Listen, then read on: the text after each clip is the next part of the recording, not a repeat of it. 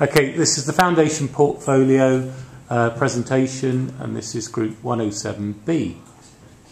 Our thriller film with the subgenre of psychological thriller is called Insanis, which means crazy in Latin. Our tagline is "There's two sides to every coin." Right, this is our synopsis, as you can see. It focuses on a girl called Sam, and she's just started work as a cleaner in the local psychiatric hospital. She lives alone and spends her spare time collecting coins, particularly old and rare ones. But one day one goes missing, and she starts to panic, and she goes to see if she can see anyone nearby to see where it's gone to. And she sees a mysterious shadow outside, which raises a lot of questions. She starts to feel as if she's being watched wherever she goes, and thinks that she's going crazy, basically. And yeah. So the equilibrium is that the protagonist, Sam, lives alone in her high-rise block of flats. She doesn't really socialise much and doesn't have many friends, and is considered a bit of an outsider. Her obsession, I guess you could call it, with coins is the only thing that she can find any joy in, and she will go to great lengths to get her hands on some new specimens to add to her collection. The disruption is when one of her prized coins actually goes missing, then she sees the mysterious figure outside her window. It causes her to feel kind of paranoid and unsafe that someone could just go into her house like that and just take anything they want.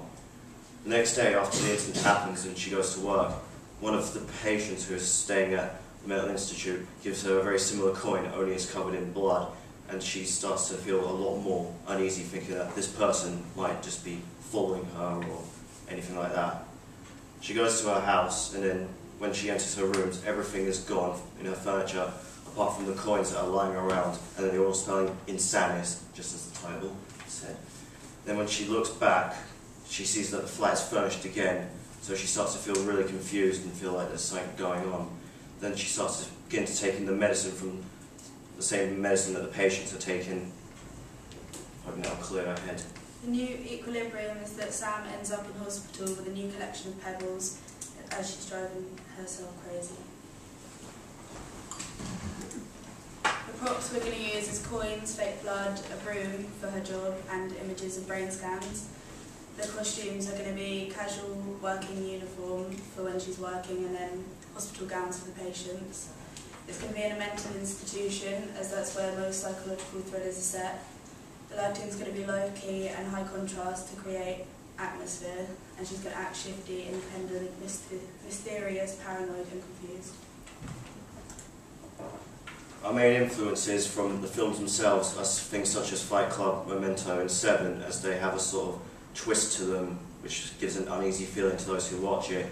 And for the characters, we've added people like Teddy from Shutter Island, or the main character from Silence of the Lambs, because they aren't the most clear people. They always have something with them, something wrong with them that's causing them problems. For marketing, we would advertise our film in magazines, or the bus stop adverts, and social networking like Facebook, Twitter and YouTube, because they would target sort of a younger audience. We would use trailers on TV and billboards. We would use posters, and our film would be aimed towards sort of 18 to 25-year-olds because of the more disturbing content.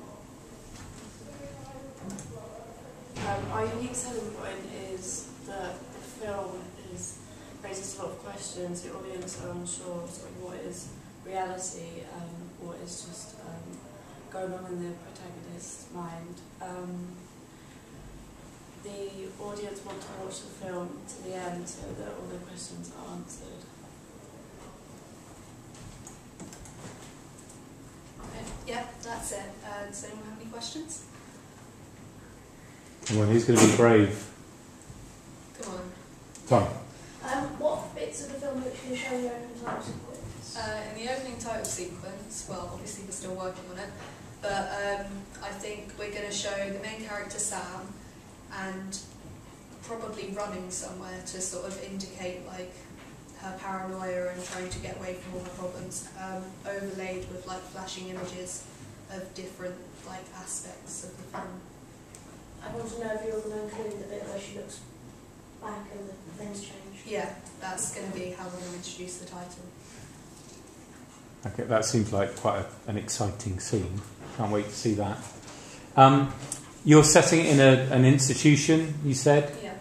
Where are you going to film that? Probably here we're thinking in like, you know, the walkway to the Mint College.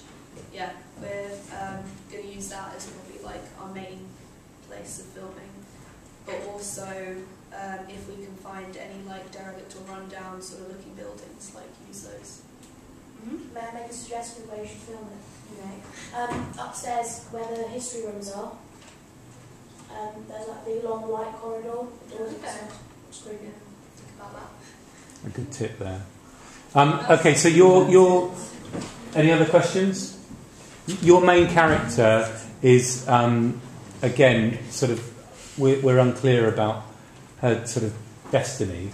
Why did you decide to choose a character that is ultimately going to be incarcerated and locked up at the end? Why did you decide to do that? Because we thought it'd be quite interesting to like show how a character who seems on the outside like quite normal can quite easily be pushed. Yeah, sort of So is that the central theme of your film, that Yeah. you're showing that, you know, so you can have There's two sort of normality and then it... Oh, okay, and two how sides it to every easily coin. be changed. Was that another question? No? Okay, thank you very much, Group B.